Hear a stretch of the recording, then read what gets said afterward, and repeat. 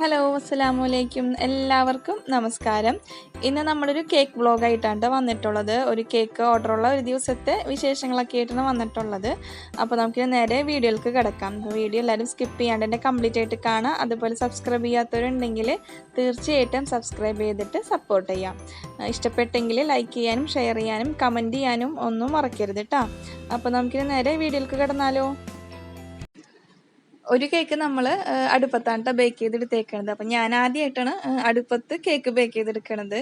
ഓവനിൽ space ഇല്ലാണ്ടാവുമ്പോൾ stove കത്തിച്ചിട്ട് അങ്ങനെ അതിൽ വെച്ചിട്ടൊക്കെ ബേക്ക് ചെയ്തിട്ടുണ്ട്. പക്ഷേ അടുപ്പ് ഇതുവരെ കേക്ക് ബേക്ക് ചെയ്യാനായിട്ട് ഉപയോഗിച്ചിട്ടുണ്ടായില്ല കേട്ടോ. അപ്പോൾ ഫസ്റ്റ് അറ്റംപ്റ്റ് ചെയ്തിരുന്നു. പക്ഷേ നന്നായിട്ട് തന്നെ ബേക്കായിട്ട് കിട്ടിയിട്ടുണ്ട് കേട്ടോ. നമ്മൾ സ്റ്റൗവിലൊക്കെ ബേക്ക് ചെയ്യുന്ന അതേപോലെ തന്നെ. അപ്പോൾ അതിന് വേണ്ടിയിട്ട് ഇതേപോലെ ഒരു വലിയൊരു പോട്ട് എടുത്തിട്ടുണ്ട്. അതിലേക്ക് സ്ക്വയർ പാൻ ഉണ്ട് വെച്ചത്. അപ്പോൾ അതുകൊണ്ടാണ് അത്യാവശ്യം വലിയ പോട്ട് എടുക്കേണ്ടി വന്നത്. താഴെ അത്യാവശ്യം ചെറിയൊരു തീ എന്തായാലും വേണം കേട്ടോ. എന്നാലും നമുക്ക് കേക്ക് ഒരു ടൈമിനുള്ളിൽ നമുക്ക് ബേക്കായിട്ട് കിട്ടുള്ളൂ.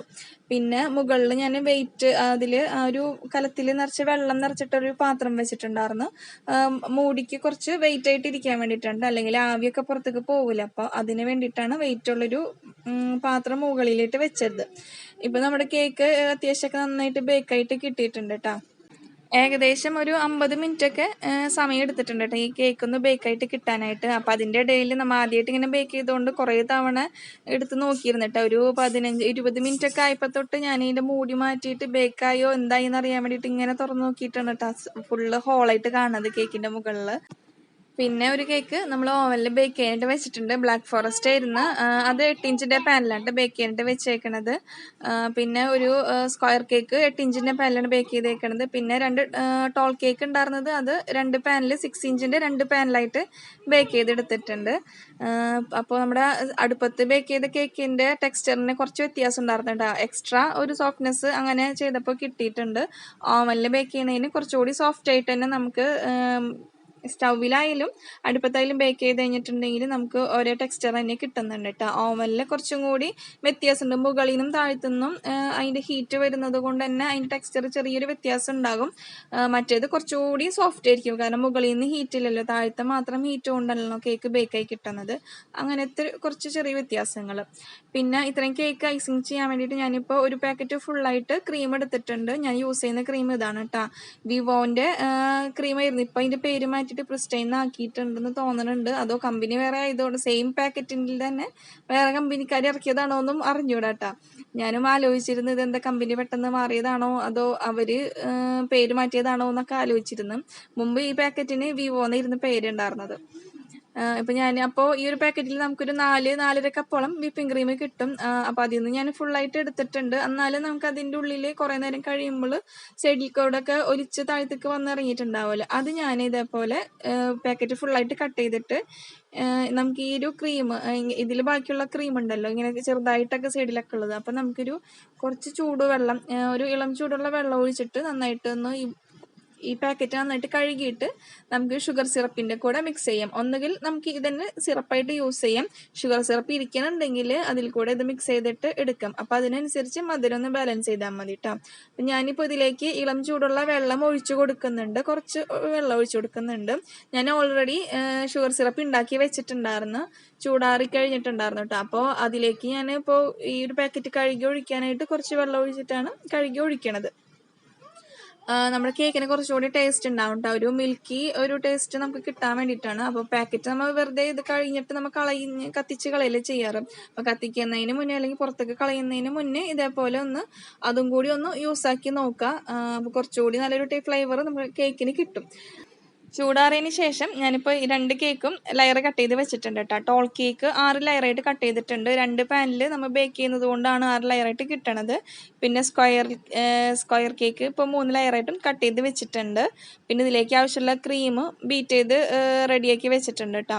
പിന്നെ ഈ സമയത്ത് നമ്മുടെ ബ്ലാക്ക് ഫോറസ്റ്റ് ഓവനിൽ ബേക്കായിക്കൊണ്ടിരിക്കുകയാണ്. അപ്പോൾ ആ സമയം കൊണ്ട് നമുക്ക് ചെയ്യാവുന്ന പണികളൊക്കെ വേഗം ചെയ്ത് വെച്ചേക്കാം. ഇതിപ്പോൾ സമയം രാത്രിയാണ് കേട്ടോ. ഒരു 8 മണി 8:30 ആയിട്ടുണ്ട് സമയം ഏതാണ്ട്. അപ്പം ഞാൻ ഉച്ചയ്ക്കാണ് ബേക്കിംഗ് ഒക്കെ തുടങ്ങിയത്. ബേക്ക് ചെയ്തിട്ട് ചൂടാറാനൊക്കെ ആയിട്ട് ഓരോന്ന് വെച്ചിരുന്ന് പിന്നെ അതിൻ്റെ ഇടയിലാണ് ലാസ്റ്റാണ് ബ്ലാക്ക് ഫോറസ്റ്റിൻ്റെ ഒക്കെ ഓർഡർ വന്നിരുന്നത്. അപ്പോൾ ഇത് ഇപ്പോൾ ലാസ്റ്റ് ഓവനിൽ ഇരിക്കണത് കേട്ടോ.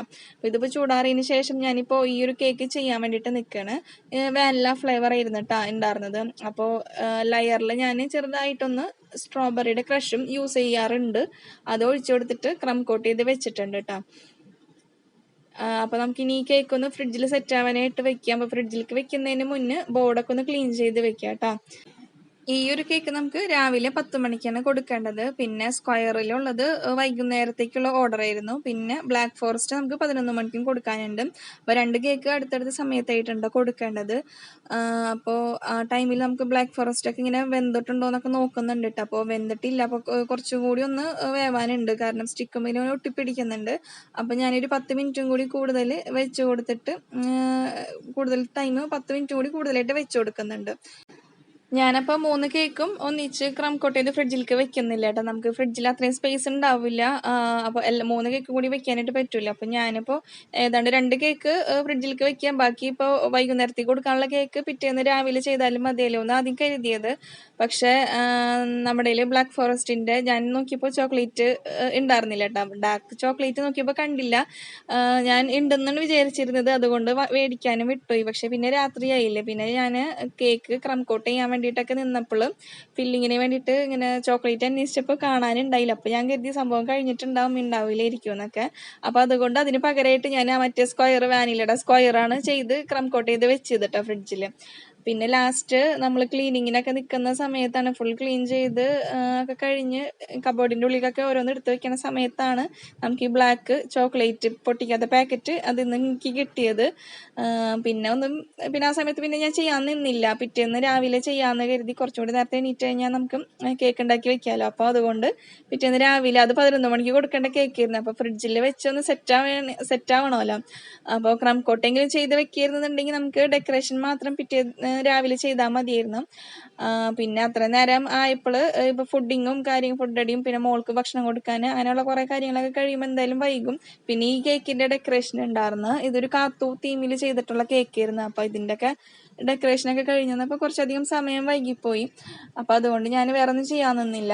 പിറ്റേന്ന് രാവിലെ ചെയ്യാമെന്ന് കരുതിയിട്ട് ആ ഒരു കേക്ക് ബ്ലാക്ക് ഫോറസ്റ്റ് മാറ്റി വെച്ചു. അതിൻ്റെ സ്പഞ്ച് ഞാൻ തിരിച്ച് ചൂടാറിയതിന് ശേഷം ഓവൻ്റെ ഉള്ളിൽ തന്നെ മൂടി വെച്ചിട്ടുണ്ടായിരുന്നു.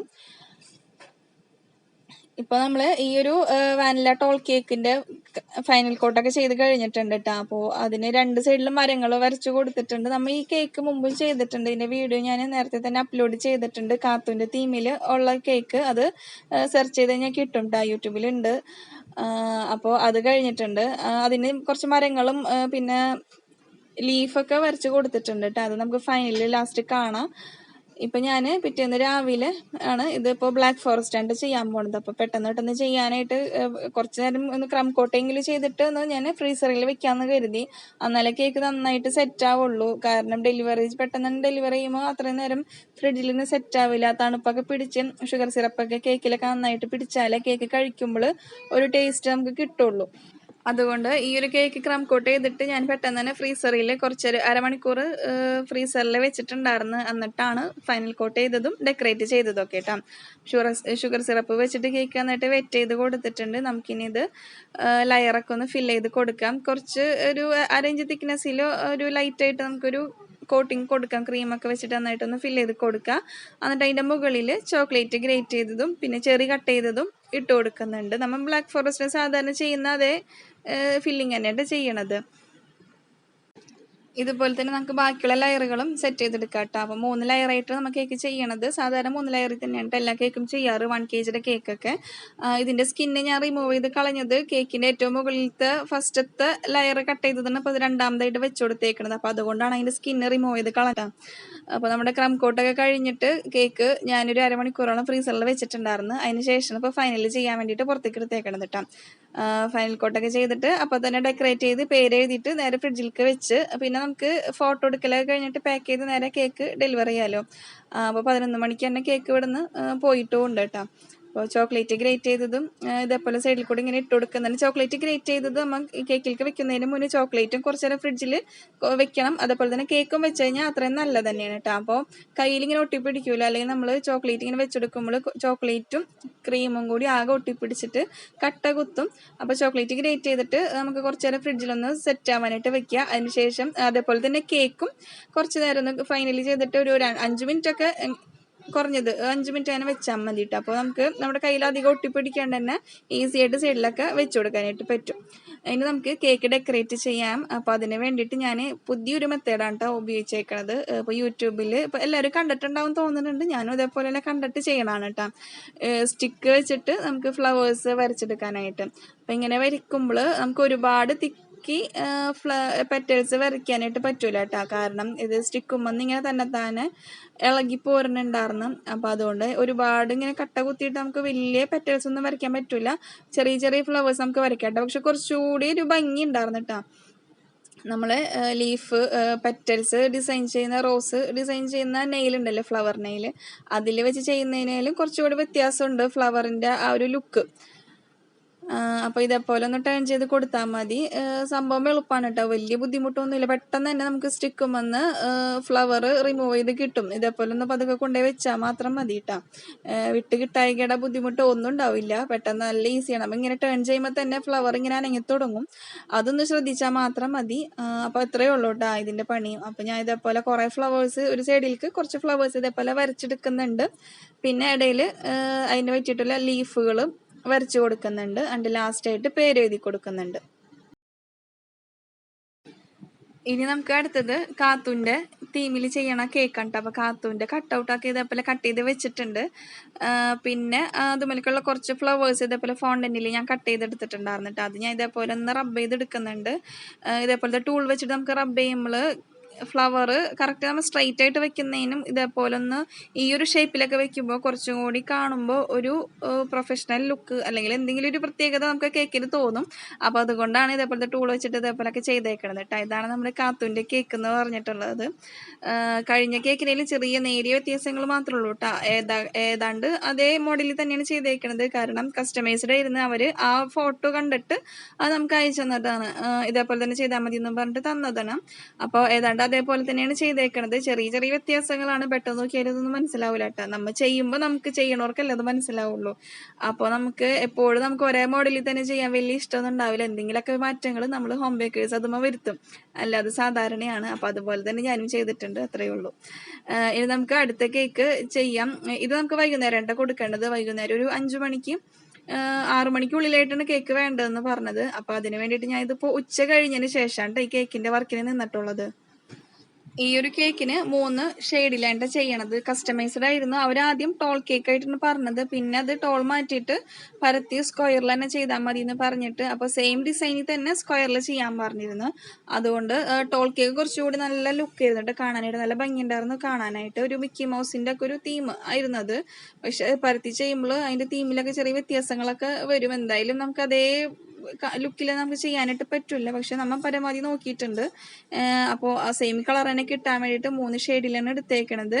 അതിന് ഈ ഒരു കളർ കിട്ടാൻ വേണ്ടിയിട്ട് നമ്മൾ പിങ്ക് കളർ യൂസ് ചെയ്തിട്ടുണ്ട്, റെഡ് കളർ, പിന്നെ ഗോൾഡ് കളർ. ഈ 3 കളറുകളാണ് നമ്മൾ യൂസ് ചെയ്തേക്കണത് ക്രീമിൽക്ക്. അതിൻ്റെ ഷെയ്ഡിങ്, അതായത് നമ്മൾ ഉപയോഗിച്ചിരിക്കുന്ന കളറിൻ്റെ ക്വാണ്ടിറ്റി കുറച്ചിട്ടാണ് ഈ 3 കളറായിട്ട് എടുത്തേക്കണത്. പിന്നെ ഈ കേക്ക് ഞാൻ തലേ ദിവസം തന്നെ ക്രം കോട്ടൊക്കെ ചെയ്ത് വെച്ചിട്ടുണ്ടായിരുന്നു കേട്ടോ. അതുകൊണ്ട് തന്നെ ഇതിൻ്റെ വർക്ക് ചെയ്യാനായിട്ട് കുറേ ലൈറ്റ് ആയിട്ടാണ് ഞാൻ ചെയ്തത്. ഒരു 3 മണിയൊക്കെ അതിന് ശേഷമാണ് ക്രീം ഫൈനലൊക്കെ ചെയ്യാനായിട്ട് നിന്നത്. കാരണം നമുക്ക് വലിയ തിരക്കില്ലാത്ത സമയമാണെങ്കിൽ നമ്മൾ കിച്ചണിൽ എന്തെങ്കിലുമൊക്കെ ആയിട്ട് നമുക്ക് ഉണ്ടാവും ചെയ്യാനായിട്ട്. ഉമ്മ ഉണ്ടെങ്കിലും ഉമ്മനെ സഹായിക്കാനും അങ്ങനെയൊക്കെ ആയിട്ടൊക്കെ നിൽക്കും. പക്ഷെ തിരക്കുള്ള ദിവസങ്ങളിൽ ഞാൻ ആ ഭാഗത്തേക്ക് പോകാറില്ല കേട്ടോ. കാരണം നമ്മൾ എങ്ങനെ നോക്കിയാലും നമുക്ക് ചിലപ്പോൾ പറ്റൂല, അത്ര തിരക്കുണ്ടെങ്കിൽ, അല്ലെങ്കിൽ പെട്ടെന്നൊക്കെ വരുന്ന ഓർഡർ ആണെങ്കിൽ നമുക്ക് എല്ലാം കൂടി മാനേജ് ചെയ്യാനായിട്ട് ബുദ്ധിമുട്ടാണ്. അപ്പോൾ അങ്ങനെ ദിവസങ്ങളിൽ ഉമ്മ തന്നെയാണ് എല്ലാ കാര്യങ്ങളും ചെയ്യുക. ഇപ്പോൾ നമുക്ക് വലിയ തിരക്കില്ലാന്നുണ്ടെങ്കിൽ നമുക്ക് എന്തെങ്കിലുമൊക്കെ ആയിട്ട് കിച്ചണിൽ കയറിയിട്ട് എന്തെങ്കിലുമൊക്കെ ആയിട്ട് നമ്മുടെ കാര്യങ്ങൾ വർക്കുകളൊക്കെ ആയിട്ട് നമ്മുടെ ഫുഡിൻ്റെ പരിപാടികളൊക്കെ നമുക്ക് അങ്ങനെ നോക്കാനായിട്ട് പറ്റും. അപ്പോൾ ഇത് ഉച്ചയ്ക്ക് വൈകുന്നേരം ആയതുകൊണ്ട്, മറ്റേത് രണ്ടും രാവിലെ തന്നെ പോയതുകൊണ്ട് നമുക്ക് അത് ആ 2 കേക്ക് പോയാൽ നമുക്ക് പകുതി സമാധാനമാണല്ലോ. പിന്നെ അത് ഉച്ചയ്ക്ക് ശേഷം നോക്കിയാൽ മതിയല്ലോ എന്ന് കരുതിയിട്ട് അതിൻ്റെ ഇടയ്ക്ക് ഞാൻ കിച്ചണിൽ കയറിയിട്ടുണ്ടായിരുന്നു കേട്ടോ. അപ്പോൾ അതുകൊണ്ടാണ് ഇത് 3 മണിക്ക് ആയത് ക്രീം ചെയ്യാനൊക്കെ ആയിട്ട്. പിന്നെ ഇതിന് ഇതേപോലെ റോസറ്റ് ഡിസൈനാണ് ഉണ്ടായിരുന്നത്. അതും ഈ 3 ഷെയ്ഡ് മിക്സ് ചെയ്തിട്ട് തന്നെയാണ് റോസറ്റ് ഡിസൈൻ ചെയ്തേക്കണത് കേട്ടോ. ബോർഡർ ഡിസൈൻ മാത്രമേ ഉണ്ടായിരുന്നുള്ളൂ. പിന്നെ കേക്കിന് സൈഡിലും ബോർഡറിലൊക്കെ ആയിട്ട് നമുക്ക് കുറച്ച് സ്പ്രിങ്കിൾസ് ഒക്കെ ഒന്ന് സ്പ്രെഡ് ചെയ്ത് കൊടുക്കാനുണ്ടായിരുന്നു. നമുക്ക് തന്നിരുന്ന ഇമേജസിലും അങ്ങനെ തന്നെ ആയിരുന്നു കേട്ടോ. ഒരു നീളത്തിലുള്ള സ്പ്രിങ്കിൾസ് ഇല്ലേ, അതുകൾ. അപ്പോൾ നമ്മൾ വാങ്ങിച്ചത് മിക്സ് ആയിട്ടുള്ള സ്പ്രിങ്കിൾസ് ആണ്. അപ്പോൾ അതിൽ നിന്ന് ഞാൻ റെഡും ഓറഞ്ചും ഒക്കെ പറക്കി എടുത്തിട്ടാണ് കേക്കിലേക്ക് വെച്ച് കൊടുത്തത് കേട്ടോ. അതിൽ കാരണം സ്കൈ ബ്ലൂവും വയലറ്റും എല്ലാ കളറും ഉണ്ടായിരുന്നു. അപ്പം അതൊക്കെ മാറ്റിയിട്ട് പരമാവധി കുറേയൊക്കെ നോക്കി മാറ്റിയിട്ട് അതിൽ നിന്ന് നമുക്ക് വേണ്ട കളർ മാത്രം പറക്കി എടുത്തിട്ടാണ് കേട്ടോ കേക്കിലേക്ക് വെച്ചത്. പിന്നെ ഇതിലേക്കുള്ള ടോപ്പറുകൾ കട്ട് ചെയ്ത് തന്നിട്ടുണ്ട്. പിന്നെ ടോപ്പർ എന്ന് വെച്ചാൽ 1ന്റെ ടോപ്പറും പിന്നെ മിക്കി മൗസിന്റെ ഒരു കട്ടൗട്ടും ആയിരുന്നിട്ടുണ്ടായിരുന്നത്.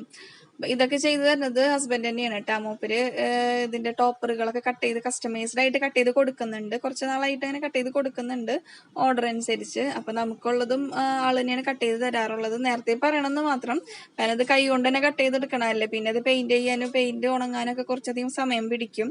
അപ്പൊ അതുകൊണ്ട് നേരത്തെ പറഞ്ഞ് ഇതപ്പോൾ നമ്മൾ കട്ട് ചെയ്ത് മേടിക്കും. അപ്പോൾ ഇന്നത്തെ കേക്ക് വ്ളോഗ് എല്ലാവർക്കും ഇഷ്ടപ്പെട്ടെന്ന് വിചാരിക്കുന്നു. ഇഷ്ടമായെങ്കിൽ ലൈക്ക് ചെയ്യാനും ഷെയർ ചെയ്യാനും കമൻറ്റ് ചെയ്യാനും ഒന്നും മറക്കരുത്. സബ്സ്ക്രൈബ് ചെയ്യാത്ത കൂട്ടുകാരുണ്ടെങ്കിൽ തീർച്ചയായിട്ടും ഒന്ന് സബ്സ്ക്രൈബ് ചെയ്ത് സപ്പോർട്ട് ചെയ്യുക. അതേപോലെ നിങ്ങളുടെ ഫാമിലിക്കും ഫ്രണ്ട്സിനും നിങ്ങൾക്ക് പരിചയമുള്ളവർക്കൊക്കെ ഒന്ന് നമ്മുടെ വീഡിയോ ഒന്ന് ഷെയർ ചെയ്ത് കൊടുക്കുക. അപ്പോൾ നമുക്കിനി അടുത്ത വീഡിയോയിൽ കാണാം. അതുവരേക്കും എല്ലാവർക്കും താങ്ക്സ് ഫോർ വാച്ചിങ്.